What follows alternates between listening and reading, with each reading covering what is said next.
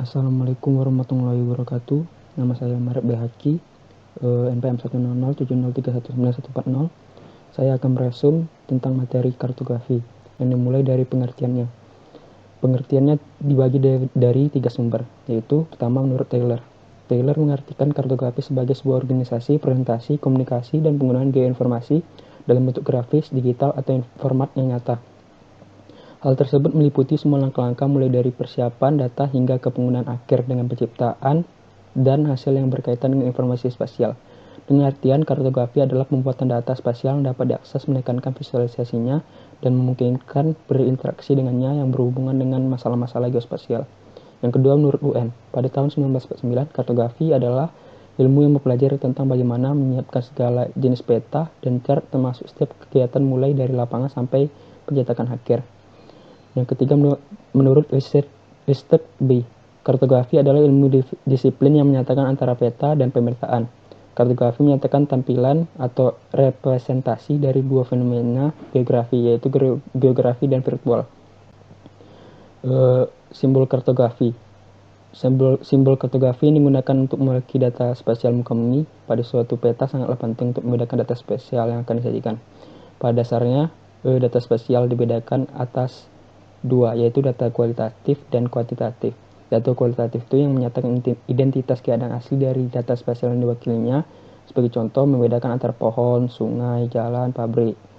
Yang kedua itu data kuantitatif, yaitu yang menyatakan identitas dan menunjukkan besar atau jumlah dari data spasial yang diwakilinya. Selanjutnya ada penyajian simbol. Penyajian simbol itu yang pertama adalah simbol titik yang digunakan untuk mempresentasikan unsur muka bumi atau karakteristik suatu lokasi dan atribut. Yang kedua itu ada simbol garis, digunakan untuk mempresentasikan unsur-unsur muka bumi yang punya bentuk linear atau garis yang memanjang tapi bukan suatu area. Yang ketiga itu ada simbol luas, digunakan untuk mewakili unsur-unsur di muka bumi yang berbentuk suatu area dengan batas yang pasti atau perkiraan.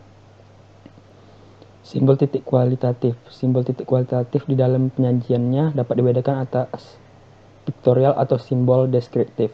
Simbol dalam bentuk piktorial merupakan bentuk yang mendekati keadaan sebenarnya dari data spasial yang akan disajikan, seperti simbol pohon, simbol stasiun. Bentuk simbol piktorial kan kadang cukup sulit untuk menempatkan pada posisi yang tepat pada suatu lokasi di peta. Simbol garis kualitatif. Simbol garis kualitatif dalam penyajiannya dibedakan atas simbol deskriptif dan simbol abstrak. Simbol deskriptif itu suatu simbol yang digunakan untuk menyatakan unsur-unsur di muka bumi yang bentuknya mendekati keadaan sebenarnya atau mendekati kenyataan.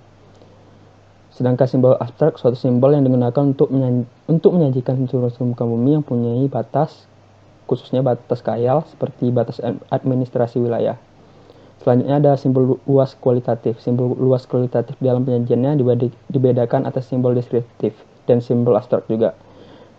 Pada simbol luas kualitatif, simbol deskriptif itu suatu simbol yang menyatakan unsur di muka bumi yang mempunyai area dengan suatu jenis tertentu dan penyajiannya diusahakan sama atau mendekati keadaan sebenarnya di muka bumi. Sedangkan simbol abstrak suatu simbol yang memberikan identifikasi untuk area dengan suatu jenis tertentu.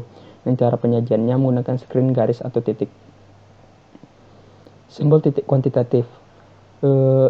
Dalam simbol titik kuantitatif akan dibedakan pertama adalah indikasi harga simbol yang menyatakan suatu unsur buatan manusia di muka bumi yang mempunyai suatu harga berdasarkan hasil pengukuran di lapangan atau pengamatan lainnya.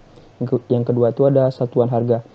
Simbol untuk menyatakan besaran dari suatu unsur yang diwakili dengan suatu harga. Sebagai contohnya, suatu bentuk simbol mempunyai satuan dengan 25. Maka jika akan menyajikan suatu jumlah sebesar 200, simbol satuan harga tersebut harus disajikan sebanyak 8 buah atau 8 kali. Yang ketiga itu ada proporsional. Suatu bentuk simbol yang ukurannya bertambah besar sesuai dengan pertambahan harga.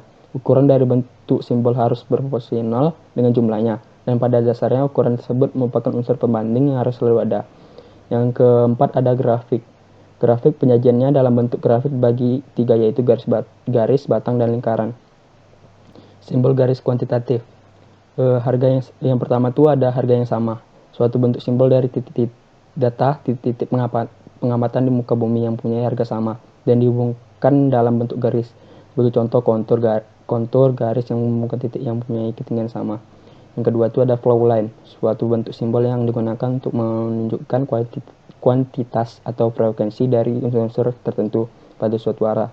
Tebal tipisnya garis penghubung tersebut selalu proporsional dengan jumlah atau besarnya suatu unsur yang diwakili. Yang ketiga itu ada bentuk panah, raw, suatu simbol yang digunakan untuk menunjukkan suatu pergerakan dari satu tempat ke tempat lain dalam bentuk kuantitas yang disajikan dengan tebal tipis lebar panah secara proporsional.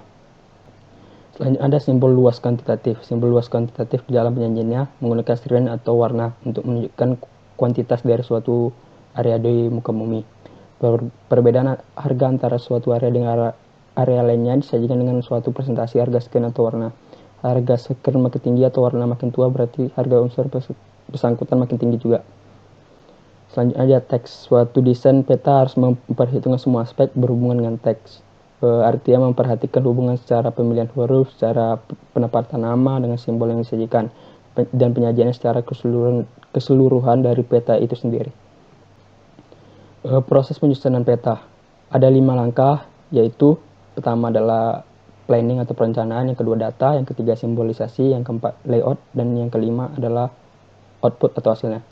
Dalam proses perencanaan kita akan merumuskan sejumlah hal yang berhubungan dengan tujuan, siapa pengguna dan batas dari peta yang akan dibuat. Hal ini yang akan biasanya disebut sebagai cartographic design control. Yang kedua itu dalam data mempunyai fungsi dan mengarahkan penggunaan peta, mendukung tujuan dari peta, menjelaskan penyebaran dari data lain. Yang ketiga itu dalam simbolisasi perlu diperhatikan komposisi warna, bentuk atau jenis garis. Isinya adalah berupa poligon, simbol titik, jenis ukuran dan warna. Yang selanjutnya adalah layout peta yang ditampilkannya itu harus berupa peta cetak. Elemen dalam peta cetak yaitu legenda, arah utara, skala judul, dan informasi koordinat. Yang terakhir itu adalah output atau hasilnya. Dalam tahapan output kita menyajikan peta yang sudah dicetak.